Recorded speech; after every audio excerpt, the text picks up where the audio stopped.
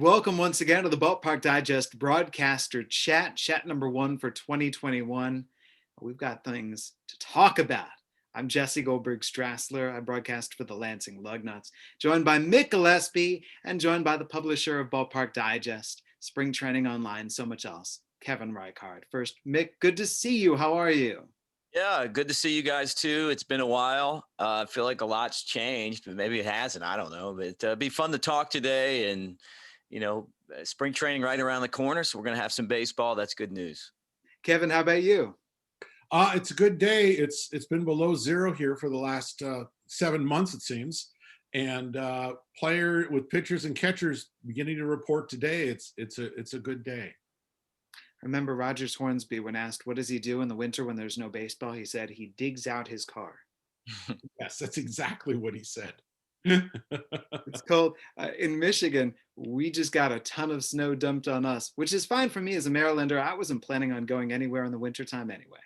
But baseball, let's start up with the fact that the PDLs have been signed, the invitations have been accepted, the leagues have been announced. Kevin, your initial reaction? Boy, my initial reaction was what a terrible and boring way to announce such a huge reorganization. Generic leagues. I mean, I feel like I'm Otto in Repo Man, buying a generic beer instead of buying a cap for a team I like. It's just terrible branding. The irony is that reorganization doesn't bother me all that much in many ways in terms of geography and whatnot.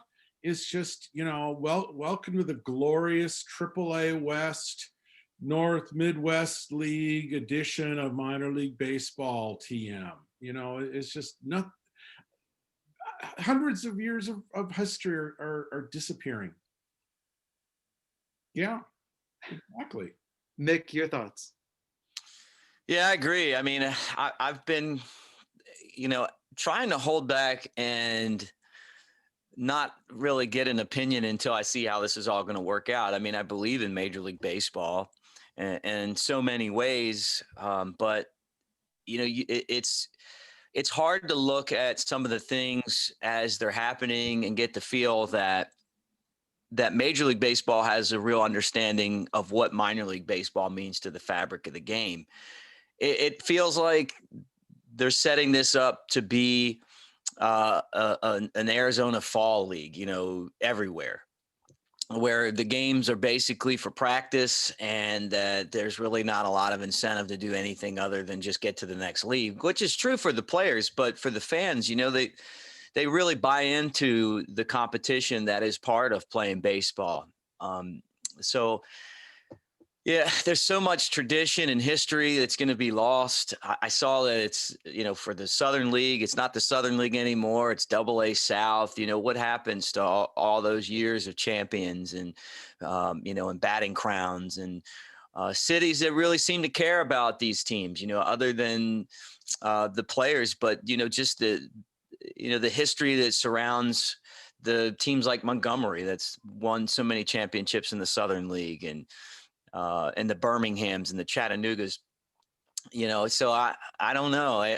I'm hoping that as this thing progresses, we see that, hey, look, these guys understand that it's more than just developing a couple guys that are going to play in the big leagues. But initially my thought is that that's really the only thing that these, that the major leagues care about. And that's the only thing that they're pushing right now. The AA South is not to be confused with Texas League is now the AA Central, which is also not to be confused with the Midwest League is now the High A Central. Mm-hmm. We've got two different Central leagues. Kevin, I want to go back to you. Did they not have the rights to the original league names? Oh, they do. They do. They took all the intellectual property of the NA. So that's not an issue. That's been buzzing around, and I think it's just people assuming that's the case incorrectly. No, they can do it. They choose not to because I have been told from out of New York that the eventual goal is sponsorship of these leagues. I mean, they love what the NBA's done with the G League, and hell, they can get in some revenue. And owners aren't necessarily, minor league owners aren't necessarily opposed to that. I mean, one thing they've been told repeatedly throughout this whole thing is this reorganization will be good for you. We'll work hard to bring in revenue to minor league teams, and league sponsorships are a way to do it. They share more of that money if that money comes pouring all the way down. Absolutely. I want to go back to something that you said at the very first. You said that they could have released this better, that it was just such a boring way of giving out all this information on this gigantic reorganization. What should they have done? Well, not do it on a Friday morning, end of the week. Major League Baseball chose to issue 2 huge deals on a Friday. Both the spring training reschedule and the minor league reorg. And it's, it just sort of got lost in many ways. There's still news stories coming out that it happened right now. I think they could have done it with a little bit more fanfare and presented more the positives. I mean, the first thing on the positive was player salaries going up. Major League Baseball could have done that years ago. This has nothing to do with the minor league reorganization. It's like, whoa, everyone be happy because minor league players will make more. They will, and that's great, but it's nothing to do with the AA, Central League coming into existence. It goes along too with what Mick was saying about the lack of priority for all of this in terms of if it's worthy of just a Friday release, where's the feeling of how enormous this should be and how positive and great this news is? Absolutely. Waiting, and let's face it, they've had 14 months to do this, and then they sort of slip it out on a Friday morning. So there's no occasion around it at all. I don't know how much notice teams got. I saw some teams came right out of the bat with press releases. Many teams did not. It took couple 3 days before teams realized, oh gosh, we should be sending out press releases about this renaming. Many haven't even bothered to announce it. So I find that just hilarious. I know in your job, Jesse, you got the word out fairly quickly, as I recall. Other teams still haven't. Mick, what's the feel locally for you, just checking in with the people that you know? Yeah, I mean, I think that there's a feeling of optimism. I mean, just talking with Chris Allen, who runs Boyd Sports, that they have 4 teams that are going to be in the whatever that college woodbat league is that used to be Appalachian League. That's what it is. Kept its name. The Pioneer League and the Appalachian League are not changing their names. Yeah, right. They're surviving intact. I know, it makes no sense, right? Well, there's 4 teams that they manage there. And so, they're hoping that, for that league that it's better, because I think that the level of competition is going to be better just because you're going to have a lot of college kids that are really good at playing baseball. The Appy League was basically rookie ball. So you'd have some guys from college, but you'd have a lot of guys from high school and then guys from all over the world that would come in and that would be their first stop in baseball, maybe their second. So I'd go watch the games and, some of them you'd have like really literally like 10 errors in a game, like it was like, basically baseball 101, having college kids, so they're going to be younger college kids, but a year or two of college baseball, I'm guessing that those teams would be able to beat a lot of the Appy League teams. I think you're going to miss some of the mega prospects because you're not going to have those first and second round picks, so to say, but maybe you will in the future, the guys that'll be there.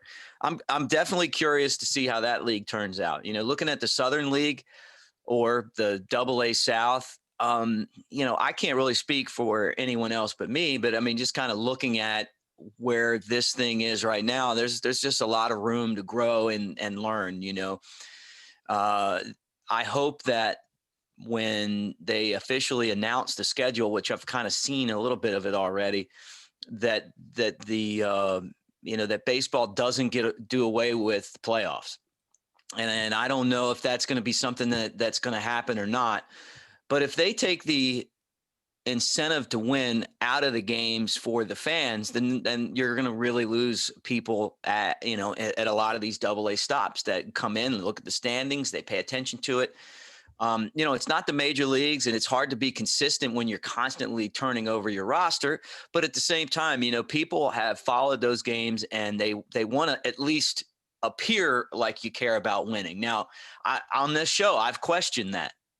That I felt like that the Cubs, the team that I've been around, were basically running the minor leagues for the last 8 years, 10 years, like it was a rec league or spring training. Like you're going to get these guys in. Winning is really secondary, and I feel like there's a lot of other organizations that do things like that too. And I'm not saying it's the wrong way to develop or the right way to develop, but when I first got in, developing was winning for the Cubs, and then now it's not. And it could be again. I mean, look, there's a new president with Jed Hoyer, so I'm curious to see how he does it. But it's hard to argue with the results that Theo Epstein's had. So I'm not putting like a stamp on this is the right way or the wrong way. I just know if I'm going to sit and watch 140 games of a team, I just hope that they're out there trying to win. And I think the players want to win. I think the manager wants to win. I know that. But then the organization puts a lot of I watch Daytona, they have these restrictor plates on the cars. They've put a lot of restrictor plates on the Cubs that you don't see with other organizations. But I feel like that the way that they're setting up the minor leagues now, that all the organizations are now going to have restrictor plates. And I'm just hoping that they realize, in my opinion, I think you gotta at least give off the impression that you care about winning. So that's what I'm curious about. Not to get into too many specifics, but I mean, I guess I can tell you a couple things. The Southern League's going to play like 6-game series, and they're off every Monday. So that's a different look at things. It's going to save a lot of travel time. It's very travel loaded, which means like you're playing teams that are close to you and not playing a lot of the long distance teams. And what I heard from players over the years is a lot of complaining about being on the bus and travel and all that stuff. So they've done, they've tried to take that away. There seems to be more days off this year, and I don't know how that's going to look down the road. The schedule's also going to start later. It's going to start in May instead of in April. And so that also sets up for a separate spring training from the major leagues. And I think that's all because of COVID. I don't know if that'll be adopted long term, but so those are changes that are coming that I feel like are directly influenced by just what the players wanted. Because they didn't like traveling on the bus, and it isn't very fun. I mean, look, I drive everywhere I go, so I can't sit here and say, hey, the bus is great. And when I am on the bus, I hate it. I don't like being on the bus. Like, it's no fun to me. Like when I first started, like being on the bus was great. You get into this for a while and you're like, you know what, this is not the way I want to travel. So I get that. It's just, unfortunately in the Southern League, a lot of the good trips are down south. So you're going to miss out on, some of the beach trips. But with that said, I just hope, going back to my point, Jesse, that we don't get away from this being a competition driven league. And depending on how they lay out the playoffs, or if they even have playoffs, if they don't have playoffs of some kind, I think that they're making an enormous mistake. Well, no All-Star game this summer either, right? No All-Star game. Yeah, and let me address that too. Like the All-Star game, I mean, players were always happy to be on the All-Star team, but no one was ever happy to play in the All-Star game. And I feel like that is something that changed a lot over the course of my time in baseball. It used to be, I remember getting in, and maybe it was just that I was young and naive, but everyone just seemed to really love to play the game. It was like really exciting to be an all-star, to get into the playoffs. And then you'd have like some of these veteran teams, and they didn't want to make the playoffs, and they didn't want to be an all-star. They wanted to go home, spend time doing other things. And then it got to the point, and I think this is where we are right now. And I'm generalizing, but I feel like I got my hand on the pulse of this. I mean, look, I've been around it a long time. One drop of rain and you got half of the team saying, hey, we need to cancel this game and not play. And I've always kind of got this feeling like, hey, I have told every single person that has come along and worked under me in broadcasting, let's prepare like we're going to play tonight, right? Because if we mentally check out, it's going to be hard to mentally check back in, right? The minute that you say, hey, we're not playing, and then you play, you're going to have a terrible broadcast. And the other part of it is be mentally ready to be part of the best job you could ever have, right? Be excited. I mean, look, you're getting to call a baseball game tonight, or you're getting to play a baseball game tonight. I really feel like, and I can't account for other organizations, but just the team that I've been around.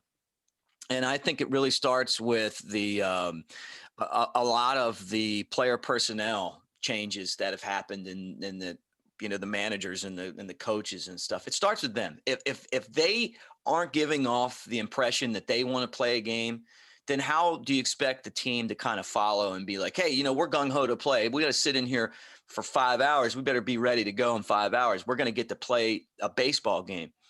That's not how it is. It's you walk in there, one drop of rain, everybody's not wanting to play. And I think that translates to all-star games. I don't know that it translates like that to playoffs always. I think it depends on the team that you have. But if you have a veteran team that thinks they belong in a different league, then they don't want to play. And for the fans, which is last time I checked, which this should all be about, they love those things. And here we are taking away something that has been a part of this game for years and years and years, and a very popular part of the game, and we're getting rid of it. Kevin, your thoughts? There's a lot not to like about the schedule, and losing the All-Star games is one of them because it's a league celebration. I've been told that the season will start May 4th. And that owners have been told to expect this date to continue for coming years. Now that's AA and single A. AAA starts first part of April. So they'll be in camp with the major league players. And the 6-day schedule, Mick's correct. If you want to see how that schedule is going to look, the Pioneer League is released a schedule, and that's actually a minor league schedule helped out with Major League by MiLB, and that's sort of the prototype for what everyone can expect. So they have Mondays off. They play the next 6 days. There'll be some 3-3s in there because you can't physically do all 6 and hit everyone in the league the way people might like in New York in headquarters. So there'll be some 3s and 3s. A lot of 6s, cut down on travel as much as possible. I think 6-game residencies are really going to be hard to sell. And what's also being lost in this is a lot of flexibility. Major League Baseball backed down on student days, Thursday matinees, or any day matinees. They backed down on Thursdays. They're not backing down on 4th of July. 4th of July fireworks are on a Sunday this year. And there was a huge battle going on where Major League Baseball said, nah, that's a day game. Screw the fireworks. Then the MLB own team started complaining and say, wait a minute, that's if I'm in Kinston, that's my biggest night of the year. And all of a sudden, Major League Baseball say, well, we'll have to reevaluate this July 4th fireworks scheduling situation. So those battles are still going on despite the PDLs going forth. And it's amazing after 14 months how many issues are still outstanding. I want to speak on behalf of that 6-game proposed schedule, 6-game homestand, 6-game road trip. There are a couple of negatives, which I remember from my time in the Southern League, having those 5-game series or 6-game series, which is by the end of it, both teams are sick of the umpiring crew and they're sick of each other. Mm-hmm. So by the end of it, there might be some flare-ups where you just don't want to see those faces on the other side anymore. Here's what I think is a positive about it. I do think that we could see teams go to 6-man rotations. So just like in college baseball, Tuesday starter, Wednesday starter, Thursday starter, consistency for the pitchers, consistency for the fans, because you can then sell this to the fans. You can say, this is going to be really easy for you to know when we're home. We're home this week, not next week, the week after. We'll be home this whole week, that whole week. And I think that just makes things clear. We're never home on Monday. Here is what our schedule looks like. Every Tuesday home game is this, every Wednesday home game is that. And it's going to be the entire way through. None of this will be home, let's say Tuesday, Wednesday, Thursday, on the road Friday, back on Monday, back on Friday, on the road Sunday. It's going to be nice and easy to, when you get fans to come Tuesday or Wednesday, to sell to them, hey, come on back Thursday, Friday, Saturday. Here's what we've got going this weekend. So I like that in terms of the consistency of everybody gets a day off on Monday. You make it super clear and easily understood which player is going to be pitching which day and what we're going to do that day. So it nicely shortens everything down and simplifies. Yeah, I totally agree with that. I think it'll be interesting to see how pitchers are used in this new era. Whether you maybe you go to one start a week. It's going to be fascinating because I don't think Major League Baseball quite knows how to deal with developing starting pitching as much as they think they do. And some organizations, they're the Burt Blyleven approach, work the heck out of them. And then there's the anti-Burt Blyleven approach, which is to coddle them until they get to a certain point at which they blow out their arms. So, it's such a balancing act. And I think Major League Baseball is, to a large extent, trying to use formulas and apply them equally when they can't be applied equally in every situation. Bodies are different. Yes. One body might be Nolan Ryan. Another body might be, let's say, more fragile than Nolan Ryan. I've got some hypotheses about this upcoming minor league season. Mick, I want to run this by you. Mm-hmm. We just had a full season without any minor league baseball. So yes, there were players at summer camp, at the alternate sites, and they've been charting their metrics. They have an idea in instructs and everything like that. The players who went down to Australia or played winter league somewhere, they've got a basic idea of what to expect. But by and large, a guy might come into camp and he's suddenly looking great because of all the work that he was putting into the offseason. Or a guy might come into camp with 40 more pounds packed on or 40 less pounds packed on. He might have been malnourished. So I can see starting up the season in the minor leagues, level, especially in May, I can see varsities and JVs. That some teams with their organizational philosophies have now pushed all of their young prospects up a level for that year that they lost last year. And other teams have said, look, in 2019, you were no good at high A. You're sticking in high A in 2021. So I think it could be wild for that. And I also think, and I worry that without a year's worth of baseball, that how our body is going to react. So I worry about injuries. Yeah, well, I mean, that's a good point. I think you're right too. I could see the Cubs being a team that's going to push the young guys to the top. That's kind of the way they've been. So as soon as you said that, I'm thinking like, yeah, it'll be, here's a team that's, got a lot of guys that are skipping levels and that, are automatically here. And there's been a lot of good players that have been released too, because of the shrinkage in the organizations. And, I firmly believe that major leaguers have been released. And that if you have a great scouting department, and a lot of great scouts have been let go because of COVID, I think an organization that has invested in the best scouts could end up seizing on this opportunity and rebuilding a farm system. Look at the Cubs farm system right now, and it isn't very good. I mean, they don't have a lot of top prospects. They don't have a lot of guys knocking on the door to get into big leagues. And there's been times where you turn around and you're like, hey, there's like 5 or 6 guys that if they're going to have a spot. So the Cubs are going to have to do something, and they're hoping to kind of get back to that point again. You could go into this free agent market right now. And if you've got the right scouting and you're paying attention, you could pick up 4 or 5 guys that could make a difference in your organization. So I'm curious to see who that organization will be. Will it be the Marlins and Tampa Bay, or will it be the big organizations like the Cubs and the Yankees? I bet it's the Cardinals, just because it seems like they always are ahead of everyone else when it comes to player development. But all that said, yeah, I think you're right. I mean, it's going to be Definitely interesting to see how these teams are laid out. We're not going to have the league split in half, as far as I understand, where you have like you play half of the season and then stop and start over again, which I never was a huge fan of. But then I watched the Daytona 500 Sunday, and they have split the race into stages now. So I haven't watched NASCAR really in 20 years, since Dale Earnhardt died. And I just kind of was like, okay, I'm going to watch it with some friends.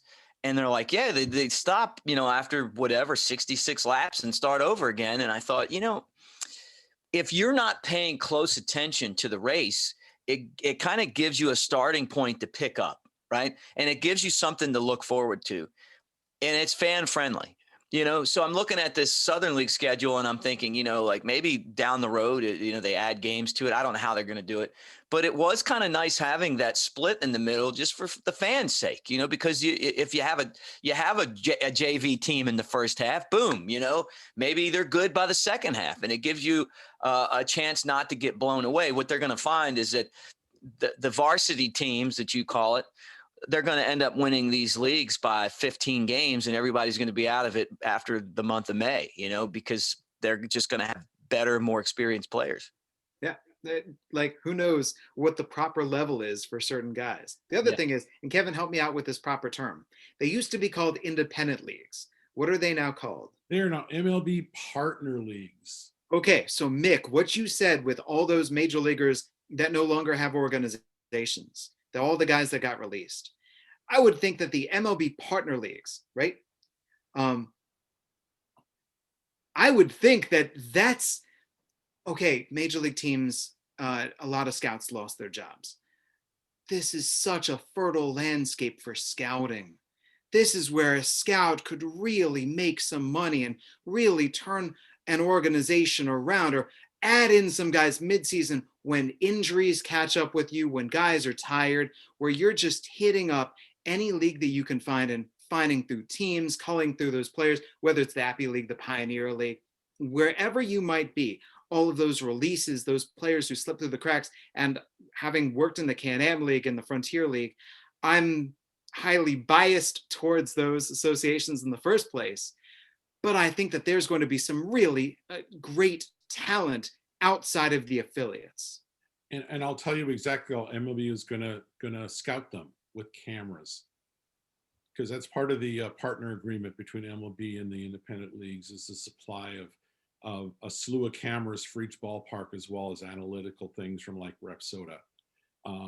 In the case of the Pioneer League, MLB's paying for it. I've not heard about, say, the Frontier League, but a condition of this is going to be cameras up the wazoo. Are they going to rename the Frontier League the Rapsodo League? They should. Now that Bill Lee's retiring, they can rename it whatever they want. They could sell those naming rights. I don't think Bill would have liked that, but Bill's retirement says to me, this is the dawn of a new era. Even in the Frontier League, it's going to be Major League's thumbprint all over things. So, they'll be scouting by camera. Everyone checking out that data every night. Yeah. All right. We need a catcher. Show me what he's got. Well, they're also segmenting the leagues. Pioneer League will focus on, non-drafted college graduates in their first 2 years. Frontier League, that plus another couple of years of experience. And American Association and Atlantic League will focus on more, advanced players, both in talent and age. So basically, if you need a backup first baseman in Worcester, the Red Sox can look to the American Association and the Atlantic League. New dawn. Whole new kind of baseball is coming our way. Spring training is also coming our way, and Kevin, it's coming our way soon. Coming our way fast. Players are reporting to some teams today. Other teams, like the White Sox, have reporting tomorrow as well as the first workout, and then position players next week. So it's kind of all over the map, but today is the official dawn of spring training. So everyone celebrate as you gaze on your snow drifts in your backyard. I mean, Mick, different spring training experience for you. Yeah, I mean, look, there's limited amount of people that are going to be permitted to go because of COVID, and you got to have, I guess, COVID shots and, different tiers and all that kind of stuff. Still excited to see what happens, with spring training. But, as of right now, I'm not really involved in it. And that's something that's new for me. So it's just disappointing. But at the same time, I mean, it's just the way that kind of life is right now. This time last year, it's like, hey, we're getting ready to go out there and do all this stuff. This year there's really a limited amount of people that are going to be involved. And then on top of that, the dollars aren't there right now. We're finding out that baseball is fan driven, believe it or not. I've been saying that for years. Now you're looking at a spot where you haven't been able to, as an organization, sell tickets, and the revenues are low. A lot of teams have laid off people that have been in their organizations for a long, long time because the money's not there. So the sooner that we get back to normal, the better. I honestly, I've just been so wrong about the whole thing. I didn't think that we would be in this spot right now when I left spring training a year ago, and it still hasn't even ended. So, the good thing is that we're playing baseball. There were a lot of politicians that didn't want to start spring training on time, but the players union kind of put an end to that. They want to get out there and get started. The good news, sporting wise, is I covered Alabama. They won the national championship, and they played all their games. And they had to move a couple. Had to move one around because of COVID. But the players and the university were very cognizant of social distancing and didn't have a COVID breakout. And I think that's just goes to show that if you want to be a champion, that it takes everyone to kind of buy into the things that you have to do to keep that out of the clubhouse, right? And they did, and I think that's one of the reasons they won. But it also helped us. We get to work, right? And the NFL played a season. We got an NFL season in. So last year's 60-game season in baseball is definitely better than nothing. And here we are, kind of starting it out again. And we got a full schedule, and that's exciting. But things still aren't normal yet. No, Kevin, how much? Go ahead. I was going to say, a spring training game is not going to look the same. It's going to be at 25% capacity at best. There are some cities at 10 to 15. Tickets are being sold in groups of 2, 4, 6. Everyone's in a pod. Even in the berms, you're going to have a little circled pod area to sit in by yourself. Lots of plexiglass separating you from employees. What we call hockey style. You're in the penalty box. Well, and there'll be quote unquote buffer zones, as Major League Baseball is saying, around the dugouts and around the infield, so that you can't get close to players. No workouts can be attended by fans, even from a distance. So you're going to see a lot of video footage, but you're not going to see a ton of news footage, I think, coming up in the next 2 weeks. MiLB isn't credentialing yet for spring training, by the way. So it's hard to show up and cover spring training if you don't have a credential, which aren't being issued at this time. So so much of this is just improvised.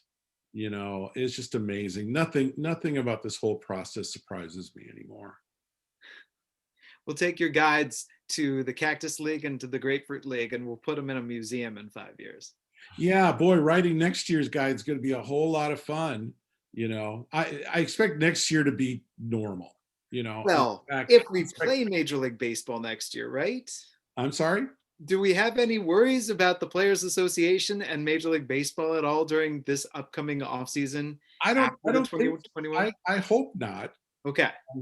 I hope not. I just worry about, coronavirus variants and all that stuff. But then again, I just scheduled a vacation for late April, assuming that things will be better than they are now. So it's baseball being back in the first place.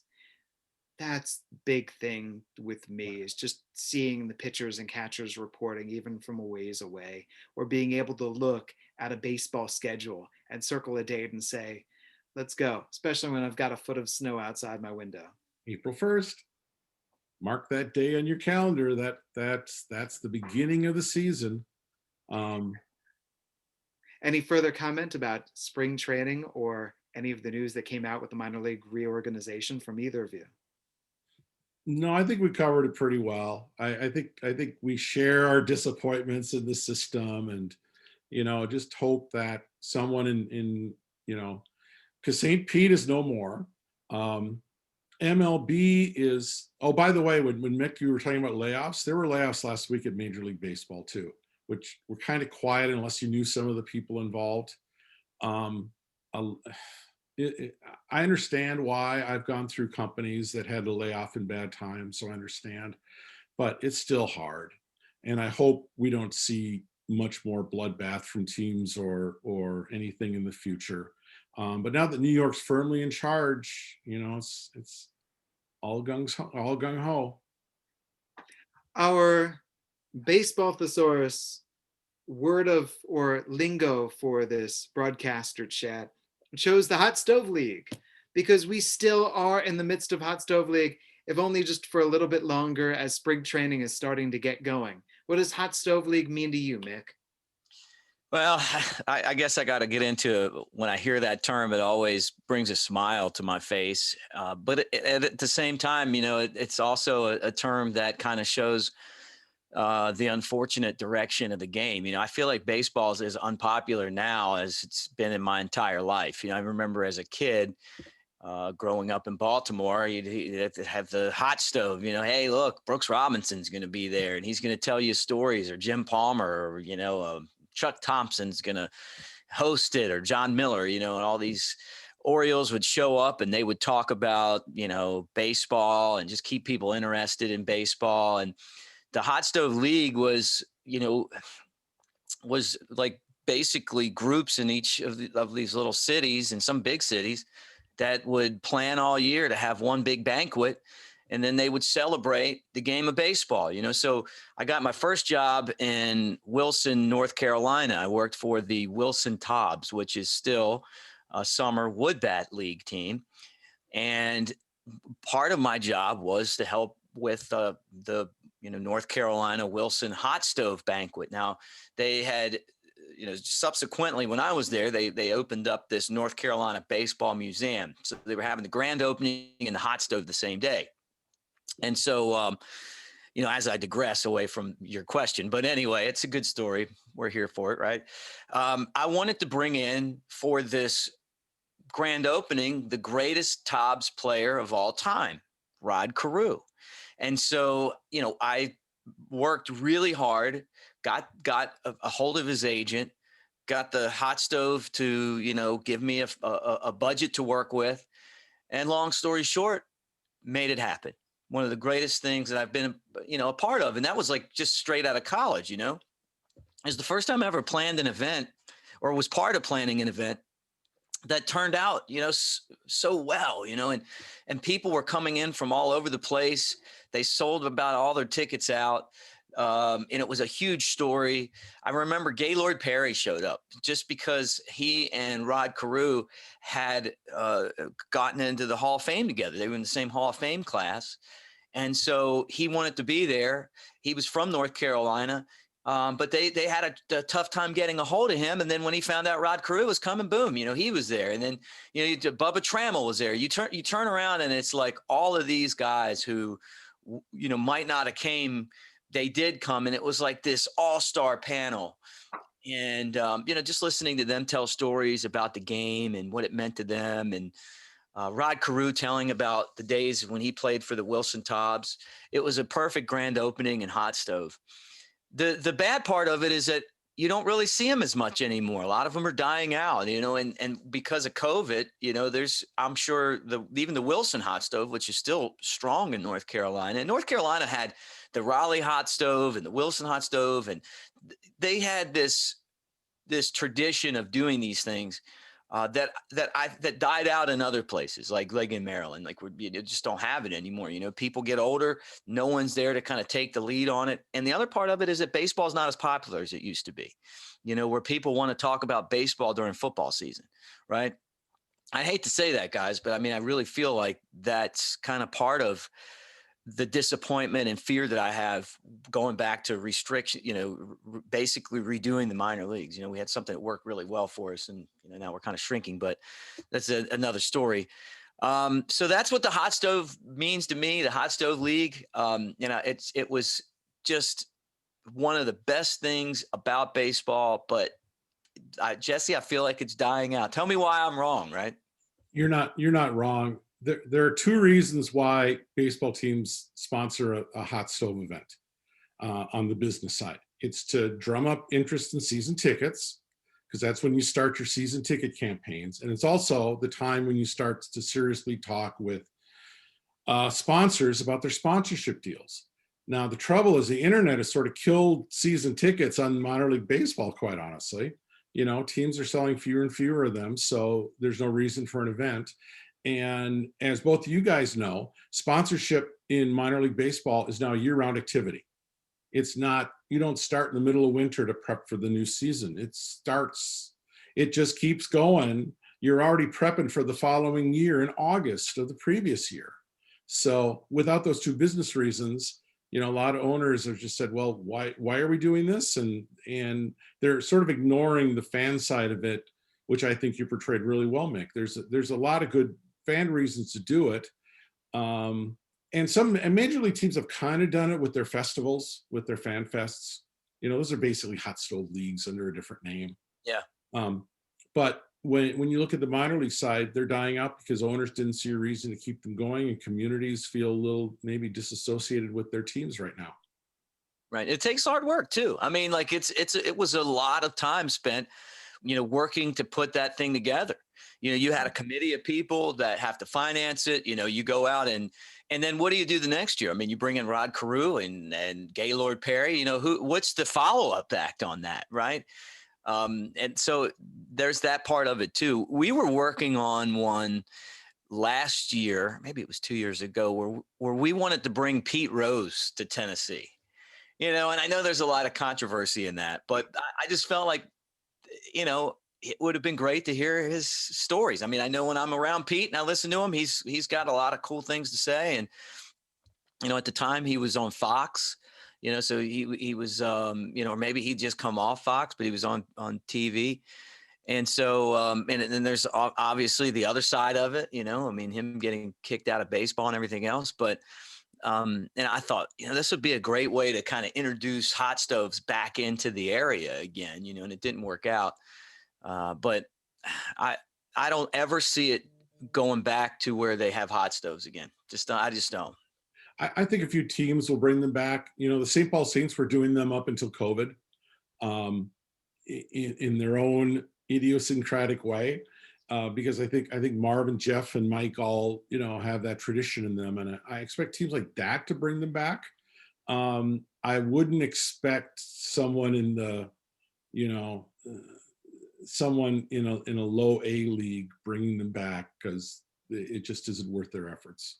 So I hope they come back, but I think you're going to see more virtual hot stoves than you will real ones, and that's sad. Yeah. There's something great about getting together right in the teeth of winter time just to talk baseball and just to tell baseball stories. Yeah, trouble is video and Facebook groups and Facebook chats sort of took away the specialness of that moment too. I mean, you want to talk baseball, I can give you 400 groups that'll debate you whether Mickey Mantle or Willie Mays was the best player of all time. No, Kevin, that's too old. Now you got to go Mike Trout versus Ken Griffey Jr. There's the demarcation line changes because the golden age of baseball is when you were 10 years old. Right. Right now, all those guys who were 10 years old in 1961, they're all really into baseball. I mean, we put a new book on sale, 1961, which is about one 30-year-old's account. It's already pre-sold really well because all there's a very specific demographic, and they all were 10 years old in 1961. And I feel like the financial aspect of the game has killed out the hot stove league too. It's hard to get this modern day player motivated to do anything if there's not a dollar sign attached to it? And these aren't like big money making events, you know, like if you break even and make a little bit of money for the organization, or like you said, you sell season tickets, you feel good about what you did, you know, like that's all there is to it. There's just not, you know, like I feel like in the old days, players were so motivated to do what was best for the game, you know, and maybe that was bad for them personally, but it was good for the sport in general.